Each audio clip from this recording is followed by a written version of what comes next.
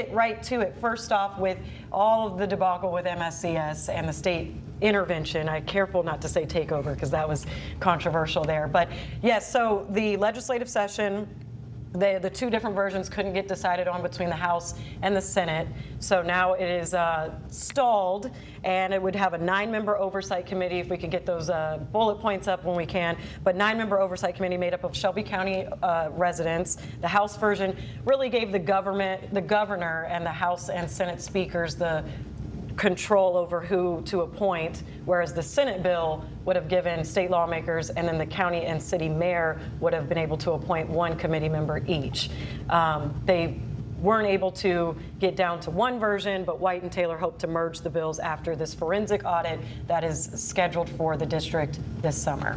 So I will start with, I want to start with you, Tawan. As a former school board member, just what do you think about the outcome? And now, what do they have to do in this year to keep this from happening? Well, first, the outcome. One was a takeover. White's bill was a takeover. Taylor's bill was more of an intervention.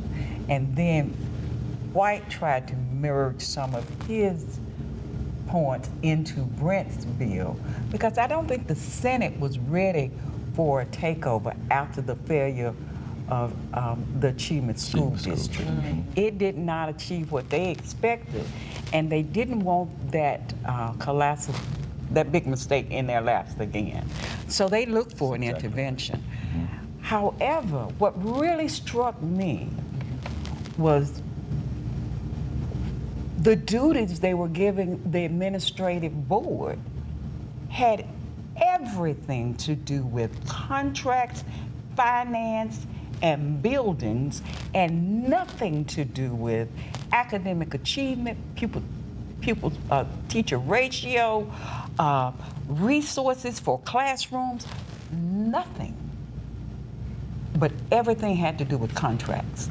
So it really speaks to me that this is an effort to go after resources more so than it is an effort to shore up performance, which we need to shore up.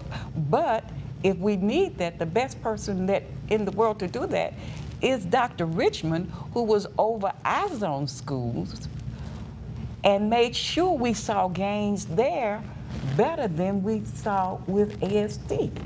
So I just think they have some work to do in trying to take that Council of Great City School report and then issue by issue, tackle that and make a charge and a mission for the future. And then the superintendent needs to also work with his finance team to comb through the budget and the finances. I would make sure they wouldn't find anything before I found it. I would find it first. I did want to ask Cardell, what do you think about the forensic audit and how much that's going to play a key into how they move next legislative session? I think, we've seen over many years the idea of the state coming in to try to take over or have some oversight of the district. So, whether it was the superintendent situation with the board, whether it becomes this audit, a lot of it is pretext and pretense in terms of, well, what do we need to find to do the things that we want to do? And so I think with this audit, it will come in, it will probably find some things. You can't really, it's hard to have $1 billion+ budget and not find something. That's right. The challenge is that they aren't doing this with any other school district. So we have no ability to compare or contrast what they find at Memphis Shelby County Schools with what other school districts may have that may be more systemic issues that the state actually should take an interest in rather than just coming to Memphis Shelby County Schools. And in doing that, when they find one or two things, it'll become just an isolated, sensationalized assessment rather than a fair evaluation. And so I agree with Tawan that, if there's things that the district can find, they've had clean bills of health from the audits, from the regular audits for all of these years. But if there's things that they know about or the things that they can find, they need to share it, be transparent. I think that's where the interim superintendent and the board are getting to, is how can we be more transparent? How can we be more engaging, recognizing that we came past a kind of singular event? The House bill had far more state control. The Senate bill had far less state control and was giving some of the power back to local government. So, Tawan, you were spot on that. And Brent Taylor did tell me that the reason the Senate did not want to take it all to the state was because they were snake bitten by the Achievement School District, and they didn't want to be blamed if things went wrong.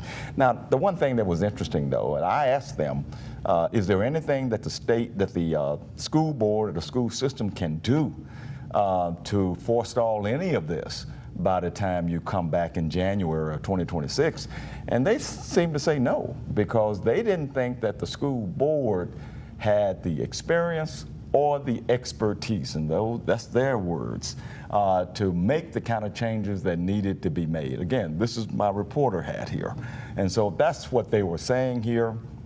They expect when the audit comes back, they will come back in January, and whatever the audit tells them, they will be able to merge those bills. They are still intending to try to assume some kind of what they call a takeover or intervention. They're going to try to do it.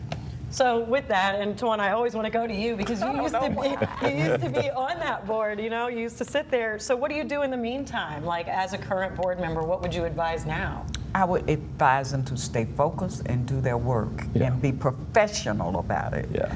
Be professional about it and treat all of their constituency with decency and kindness, but do their work. It's a lot of work to be done, a lot of midnight oil to be burned, but they need to comb over their own budgets, find their own problems, have solutions to those, announce them to the public. They need to make sure they have a mission statement and goals and objectives for the next 4 or 5 years. They need to be working on that. They need to be actively involved in planning education for 100,000 children. And as an advocate for children, you want to add to that? I think, too, I want to touch on what Representative Parkinson spoke about, and what doesn't get talked about a lot is in these bills, the broad expansion of vouchers under especially Taylor's bill that took away the income limits.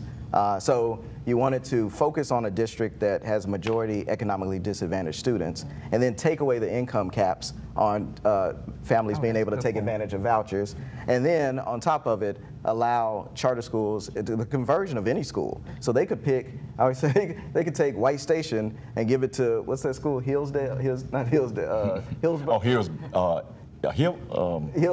You know which one I'm talking about. One in Michigan. Yeah, the conservative, private school, charter school. So you could take any school and you could give it to a school to be a charter. So there's no guardrails in there. So it's a pretty big expansion of what they would say is choice, but without any guardrails, without any focus. And then the other part is, I would agree with what Tawan said, that the school board has to be focused. I was glad to see just at the school board meeting this week where they brought up a resolution around bringing a facilities plan. So charging the interim superintendent to bring back a facilities plan by September, involving in that full engagement with the community and really being focused on what is the plan that we have, what do we need to do, and how do we come together as a community to try to focus on moving that forward. Okay, well, there's certainly going to be a lot on the agenda before next legislative session. We'll end it there because we have a lot more to get to on the other side of the break. We're talking bills, and more bills. We have a lot from the legislative session. We'll get into it when we come back.